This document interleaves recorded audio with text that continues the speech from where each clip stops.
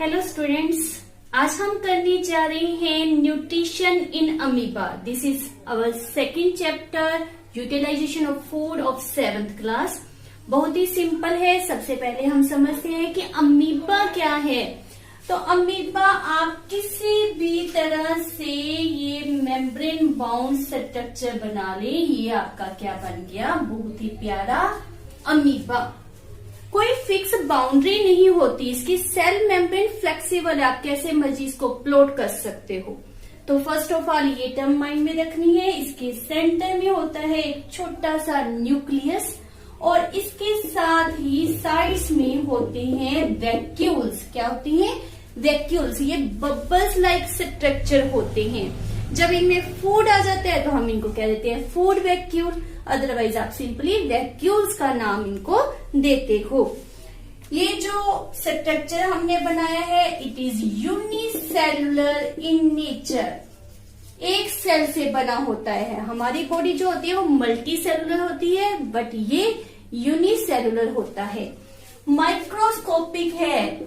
Microscopic means under microscope ही आपको ये visible होगा, because very very very small in size होता है। नेक्ड आई से आप इनको नहीं देख सकते।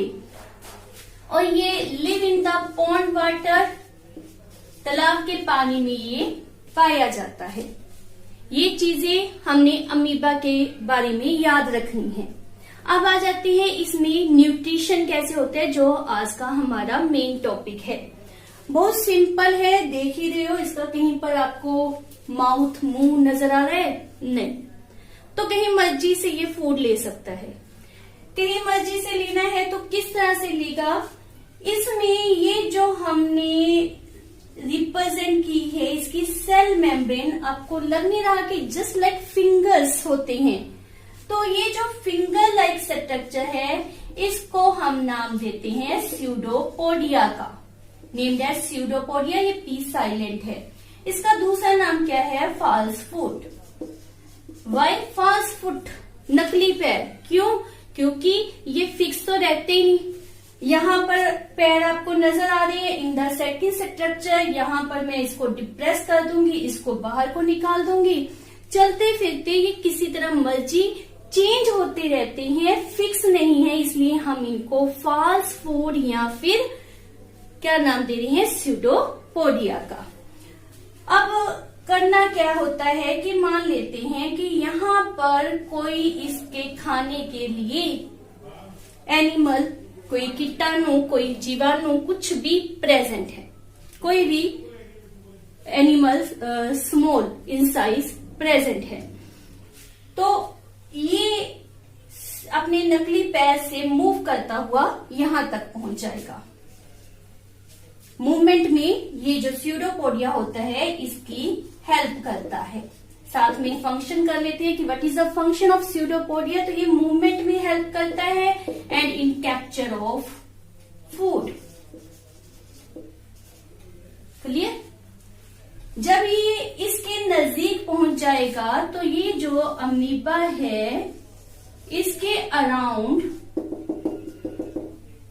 कप लाइक स्ट्रक्चर ऑब्टेन कर लेगा और इसको अपने इनसाइड ले जाएगा।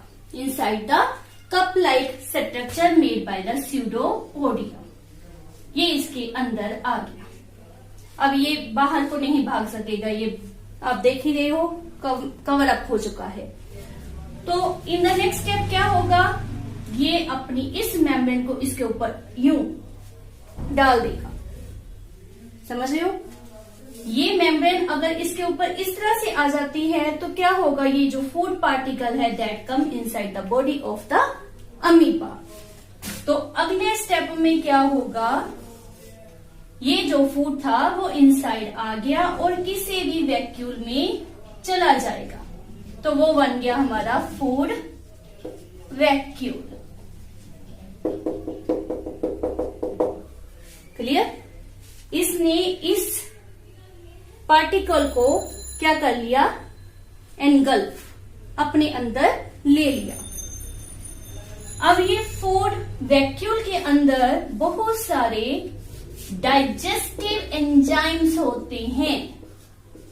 एंजाइम का काम क्या होता है कि वो कॉम्प्लेक्स फूड को ब्रेकअप करके सिंपल फूड में कन्वर्ट कर देते हैं। कैसे कन्वर्ट करते हैं? They release digestive juice. वो डाइजेस्टिव जूस जो होता है वो इन कॉम्प्लेक्स फूड पार्टिकल को, इस पूरे कीटाणु को ब्रेक डाउन करता है और उसको सिंपल फूड में कन्वर्ट कर देगा। अब जो फूड है इसके अंदर सिंपल मॉलिक्यूल में कन्वर्ट हो गया। जब कन्वर्ट हो गया तो एब्जॉर्प्शन के लिए वो फूड जो है वो यहां पर प्रेजेंट, इसको क्या कहते होते हैं? साइटोप्लाज्म। न्यूक्लियस के अराउंड जितना भी लिक्विड होता है उसको हम कहते हैं साइटोप्लाज्म। तो वो साइटोप्लाज्म में आ जाएगा। समझ रहे हो? जो फूड है वो सिंपल मॉलिक्यूल में कन्वर्ट हो गया। तो कन्वर्ट होने के बाद वो इस वैक्यूल की मेम्ब्रेन से बाहर निकलकर साइटोप्लाज्म में आ जाता है। साइटोप्लाज्म में आने के बाद that is utilize to produce energy. इस एनर्जी की यूज किसके लिए होती है? फॉर द रेस्पिरेशन, क्योंकि इसका काम है सांस लेना, as well as for the growth. तो उसके लिए ये अपने फूड को यूटिलाइज करता है। अब फूड जितना इसने खाना था वो खा लिया, जो काम करना था वो कर लिया। अब जो वेस्टेज है उसका क्या करना है?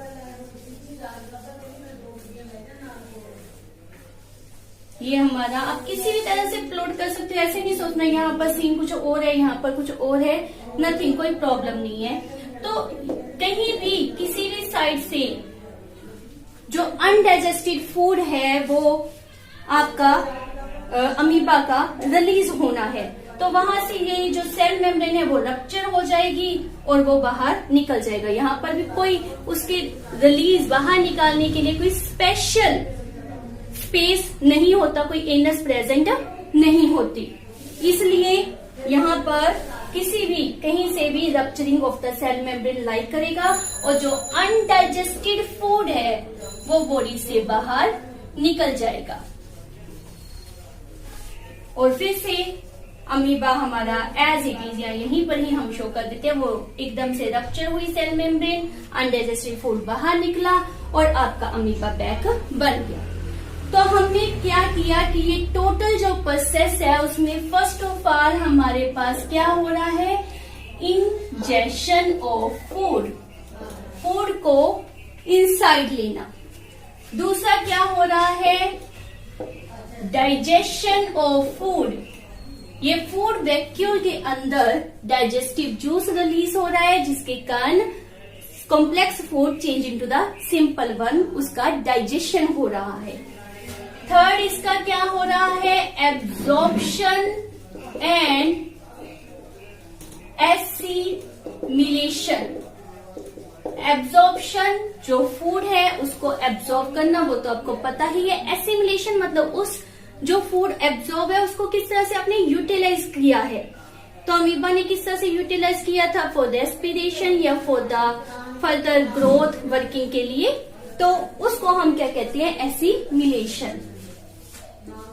Last, ejection of food by the cell rupture, जो फूड है वो बाहर निकल जाएगा। तो this complete process is known as a holozoic mode of nutrition.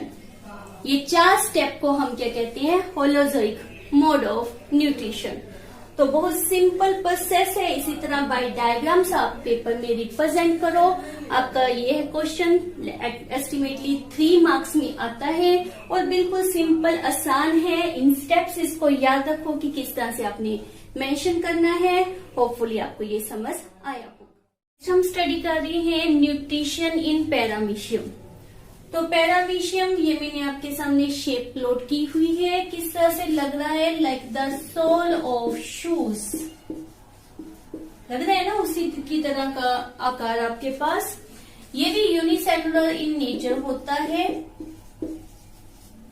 इसकी बॉडी के अराउंड ये हेयर लाइक स्ट्रक्चर्स प्रेजेंट होते हैं। ये जो मेन आपने अपने दिमाग में सेट रखना है कि इसमें हेयर लाइक स्ट्रक्चर्स प्रेजेंट होते हैं जिसको हम नाम देते हैं सिलिया का। This is very important. और ये यहाँ पर इसका माउथ होता है।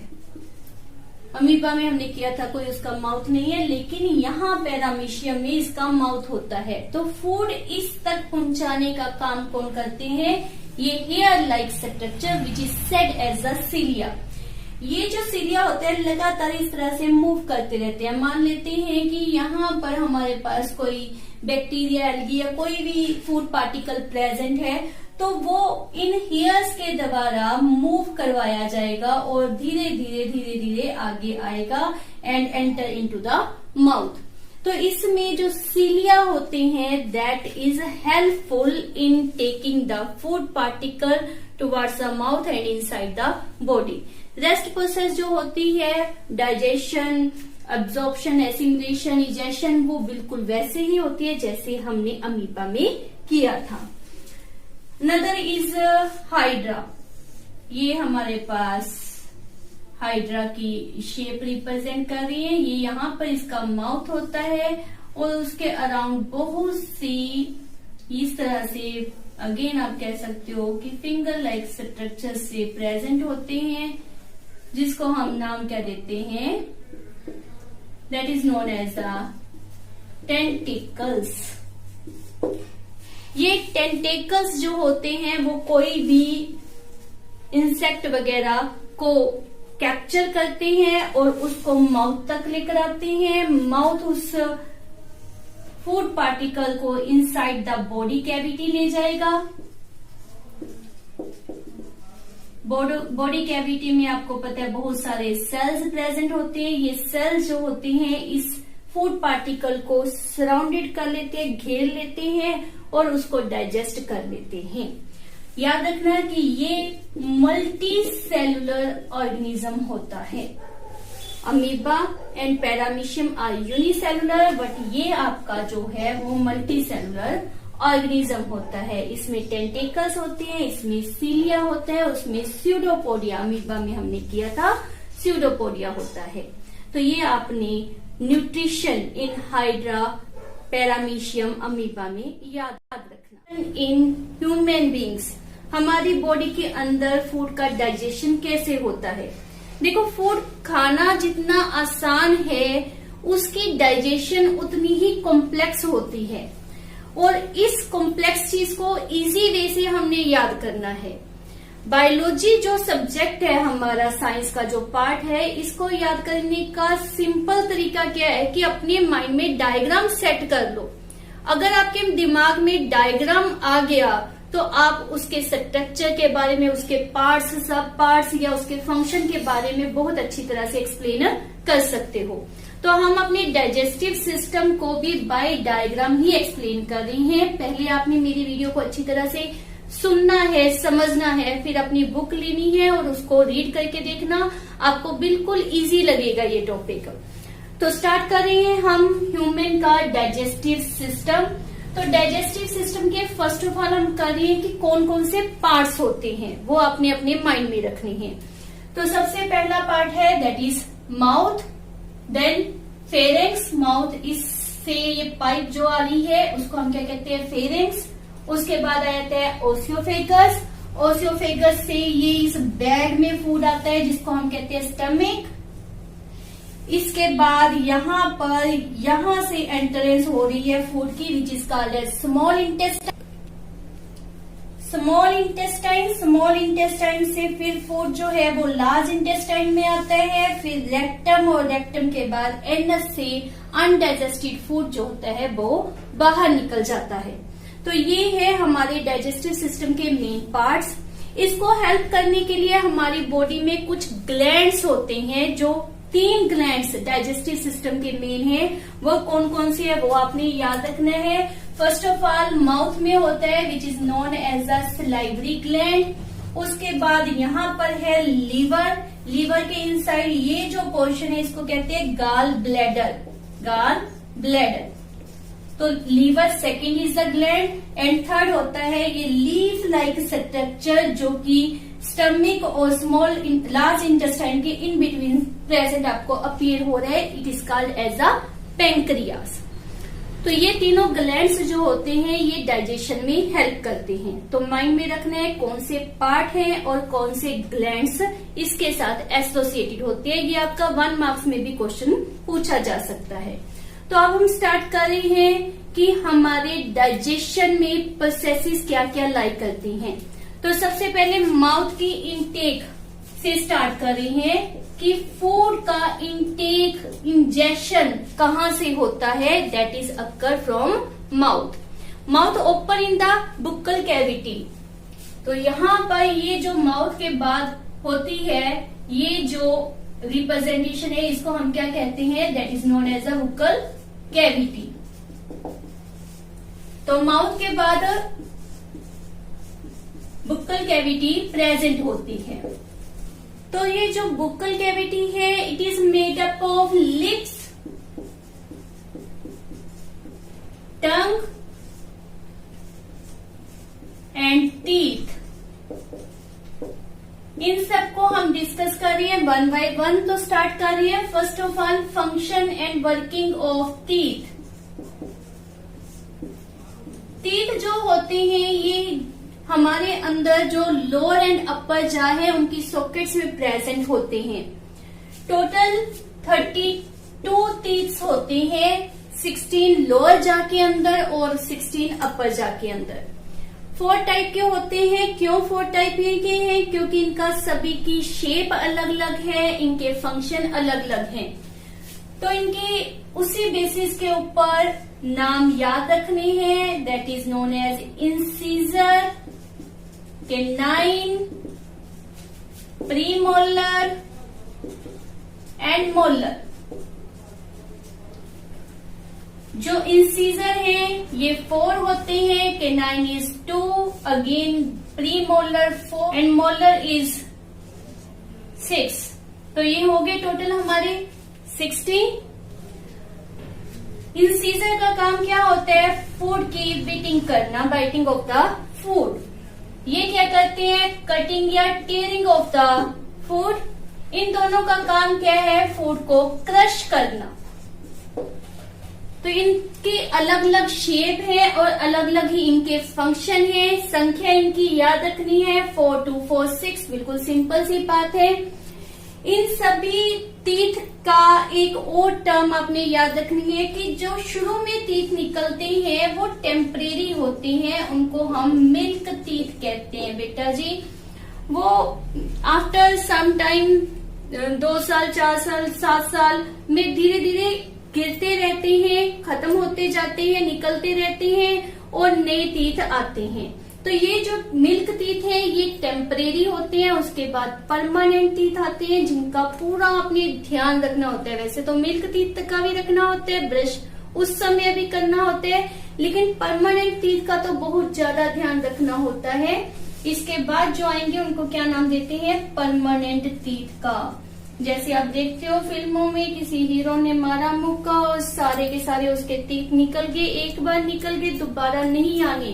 कोई कैविटी उसमें लग गई तो दोबारा उसकी रिपेयर हो सकती है, लेकिन वो ओरिजिनल चीज नहीं बनेगी। इसलिए अपने परमानेंट टीथ का स्पेशली ध्यान रखना होगा। क्लियर। तो नेक्स्ट है कि इनके ऊपर एक कवरिंग होती है जिसके कारण ये व्हाइट नजर आते हैं, उसको हम क्या रेफर करते हैं, that is known as a enamel. और टीथ जो है या एनेमल जो है it is a hardest covering होती है।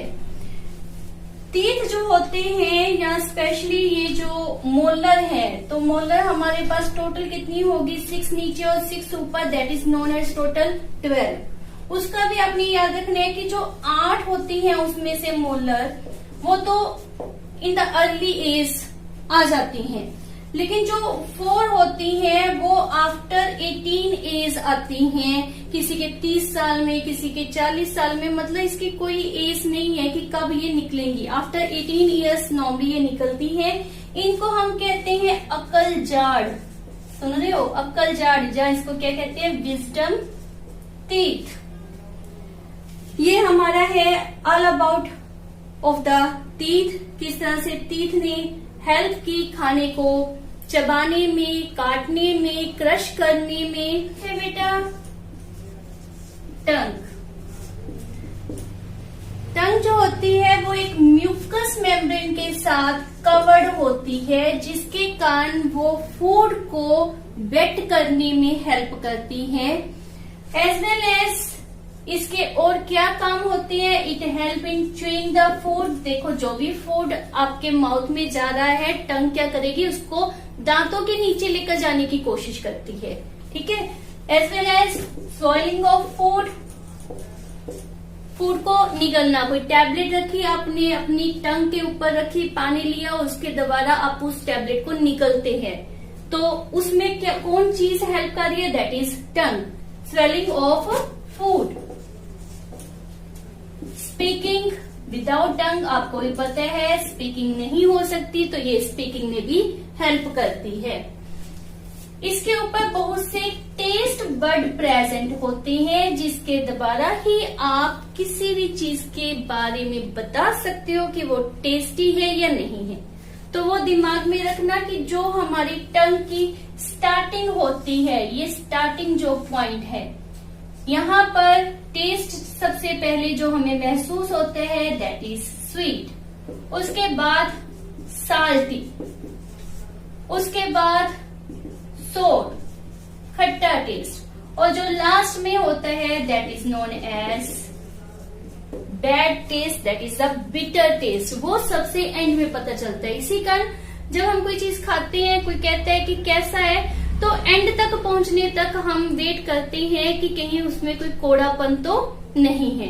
तो this is all about the tongue. इसके साथ ही हमने किया था कि बक्कल कैविटी में एक ग्लैंड प्रेजेंट है which is known as a salivary gland. इससे स्लाइवा निकलता है, और ये स्लाइवा का काम क्या होता है, फूड का जो हमने अभी किया कि मुंह के अंदर पानी आ जाता है। जब भी किसी चीज के बारे में, खाने वाली चीज के बारे में सुनते हैं, हमारे मुंह में पानी आ जाता है, तो वो इनफैक्ट पानी नहीं होता, वो क्या होता है, स्लाइवा। ये स्लाइवा बहुत ही इम्पोर्टेंट है क्योंकि इसमें एंजाइम्स होते हैं। एंजाइम्स बेटा एक ऐसी चीज है जिसके बिना डाइजेशन आप सोच ही नहीं सकते। एक मान लेते हैं एप्पल की एक छोटी सी बाइट को डाइजेस्ट करने के लिए यू कैन टेक 50 इयर्स, अगर हमारी बॉडी में डाइजेस्टिव एंजाइम ना हो। तो समझ सकते हो ना कि कितनी इंपॉर्टेंस है डाइजेस्टिव एंजाइम की। स्टार्ट माउथ से ही हो जाते हैं डाइजेस्टिव एंजाइम, किसमें होते हैं, इन द सलाइवा। और सलाइवा में जो डाइजेस्टिव एंजाइम है, वैसे आपको नाम याद करने की जरूरत नहीं है, that is known as amylase. ये क्या करता है, जो स्टार्च होता है उसको सिंपल शुगर मॉलिक्यूल में कन्वर्ट कर देता है और हेल्प इन डाइजेशन।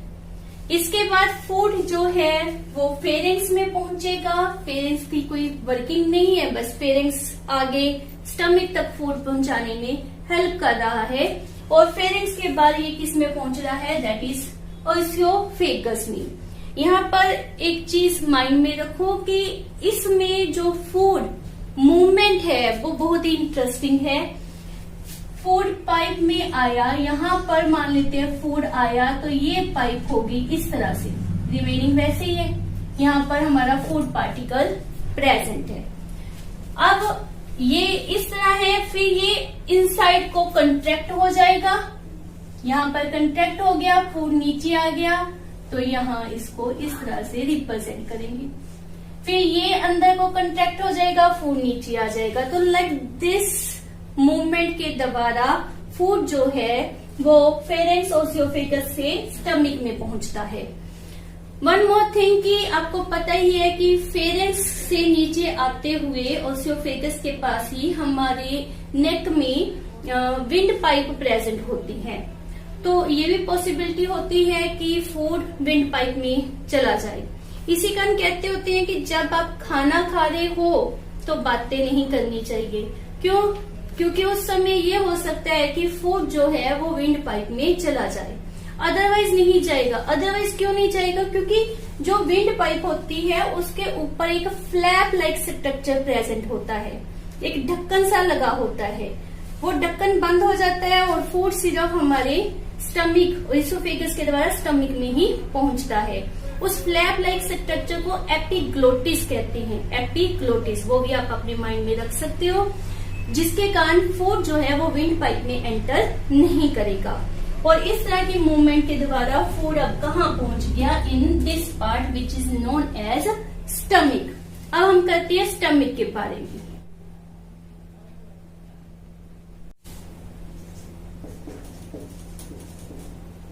स्टमक, ये बैग लाइक स्ट्रक्चर जो है इसको हम क्या कहते हैं? स्टमक। इंटरेस्टिंग बात ये है कि it contain approximate 50 millions of digestive glands, gastric glands जिसको हम रेफर करते हैं,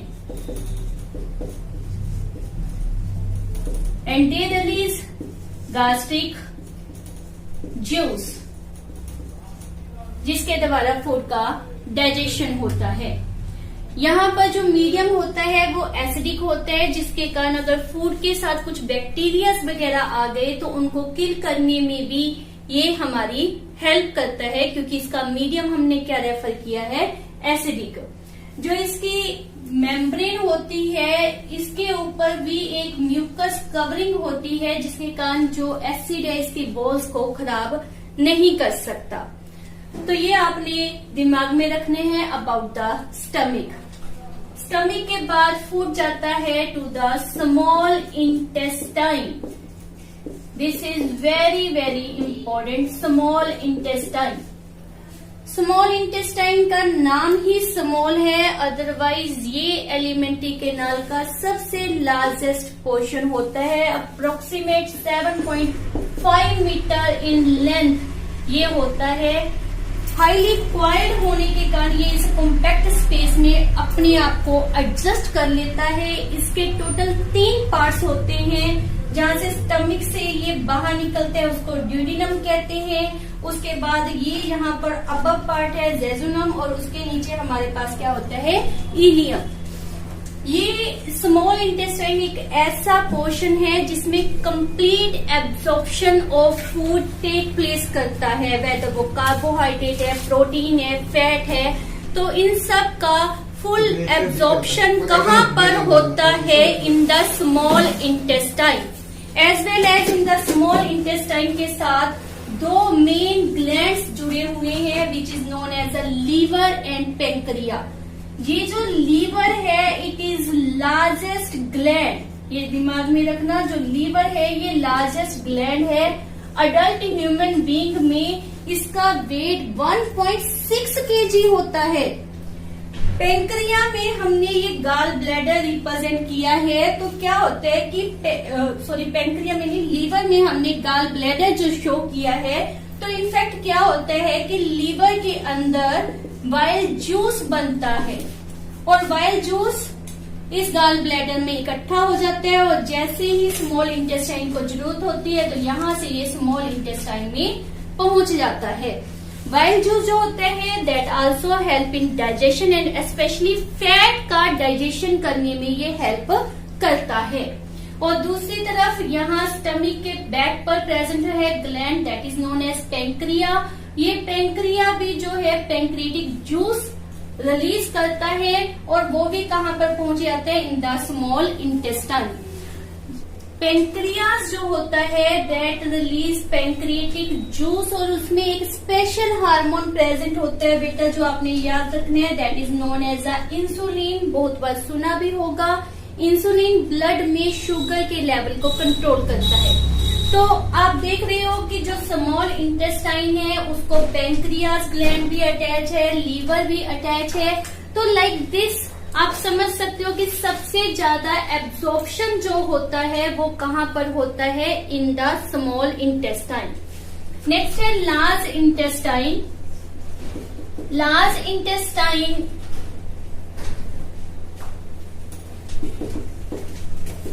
इसका नाम चाहे लार्ज है, लेकिन इसकी जो लेंथ है दैट इज ओनली 1.5 मीटर, इससे बहुत कम होती है।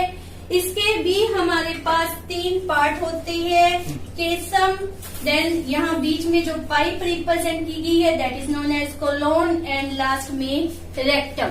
ये इसके 3 पार्ट होते हैं। लार्ज इंटेस्टाइन में क्या होगा कि स्मॉल इंटेस्टाइन में मोस्ट ऑफ फूड का एब्जॉर्प्शन हो गया, वो वहां से ब्लड में चले जाएगा, एनर्जी प्रोड्यूस हो करेगा, एनर्जी को utilize in the different purposes, in the different life processes के लिए उस एनर्जी को यूटिलाइज करेंगे। बट जो अनडाइजेस्टेड फूड होगा that will enter in the large intestine. Large intestine से उस फूड में से, अनडाइजेस्टेड फूड में से, उसमें से वाटर को एब्जॉर्ब कर लिया जाता है। एज ए रिजल्ट वो सिंपल वेस्ट रह जाता है और उस वेस्टेज को फेसिस का नाम भी दिया जाता है। और वो फेसिस थ्रू रेक्टम, एनस के थ्रू हमारी बॉडी से बाहर निकाल दी जाती हैं। It is called as egestion of food. तो this is all about how the digestive system in our body works. इसके साथ ही हमने करना है stages of food processing. Stages of food processing में जैसे जैसे हमने किया उसी से फिर स्टार्ट कर रही है। सबसे पहले हमारे पास क्या आया था, that is digestion of food. तो डाइजेशन ऑफ फूड में हमने देखा कि डिफरेंट एंजाइम्स प्रेजेंट है, डिफरेंट ग्लैंड्स प्रेजेंट है जिन्होंने फूड का डाइजेशन किया। उसके बाद आ गया एब्जॉर्प्शन ऑफ फूड। वो कहाँ पर हुआ था, स्मॉल इंटेस्टाइन में। कार्बोहाइड्रेट, फैट, प्रोटीन, इन सब को डाइजेशन के बाद एब्जॉर्ब किया, एसिमुलेट किया गया for the various life processes. और लास्ट में क्या आता है, इजेक्शन, जिसमें वेस्ट फूड मटेरियल को बॉडी से बाहर निकाल दिया जाता है। So this is all about the digestive system in human being. अब हम करेंगे डाइजेस्टिव सिस्टम ऑफ रूमिनेंट। तो फर्स्ट ऑफ ऑल समझते हैं कि रूमिनेंट कौन से एनिमल्स होते हैं। They are grass eating animals like the cow, buffalo, sheep, goat etcetera. इनमें डाइजेस्टिव सिस्टम के 4 चैम्बर्स होते हैं। These are the specialized chambers. उनके नाम कौन कौन से हैं, that is the rumen, reticulum, omasum and abomasum. Now किस तरह से इनमें फूड को डाइजेस्ट किया जाता है, तो सबसे पहले फूड जो होता है वो ल्यूमेन में आता है। ल्यूमेन इनका सबसे लार्जेस्ट चैम्बर होता है। यहाँ पर फूड का मैकेनिकल डाइजेशन होता है, मतलब उसको तोड़ा जाता है लेकिन पूरी तरह से वो नहीं तोड़ पाता। और उसके बाद जो फूड होता है उसको भेज दिया जाता है रेटिकुलम में। अब यहाँ पर इंटरेस्टिंग फैक्टर क्या है कि रेटिकुलम से back food come into the mouth. इस प्रोसेस को हम क्या कहते हैं, that is rumination. Very very important, आपसे 2 मार्क्स में ये क्वेश्चन पूछा जाता है, व्हाट इज द ल्यूमिनेशन। तो ल्यूमिनेशन क्या होता है, in these animals when food enter into the mouth then to the rumen, after that in the reticulum, and reticulum से बैक टू द माउथ आना is known as a rumination. तो यहाँ पर जो फूड बैक आया that is in the form of curd which is semi solid, इसीलिए इनको curd chewing animals भी रेफर किया जाता है। और अनदर नेम ल्यूमिनेंट, वो भी इसी से पड़ा है क्योंकि इन एनिमल्स में ल्यूमिनेशन की प्रोसेस होती है। इसके बाद जो ये कर्ड जितना च्यू करना था इन एनिमल्स ने च्यू कर लिया। आप जब भी इन एनिमल्स को देखते हैं ये अपना मुंह चला रहे होते हैं, मीन्स जुगाली कर रहे होते हैं, च्यू करते रहते हैं, सोचते रहते हैं, च्यू करते रहते हैं, सोचते रहते हैं। जब वहां पर जितना इन्होंने च्यू करना था कर लिया, जो टेस्ट लेना था ले लिया, उसके बाद जो फूड है अब इन दोनों में एंटर नहीं करेगा, एक बाईपास रास्ते से वो सीधा जंप मारेगा इनटू द ओमेसम और उसके बाद abomasum. Abomasum is just like the stomach की तरह वर्किंग करता है।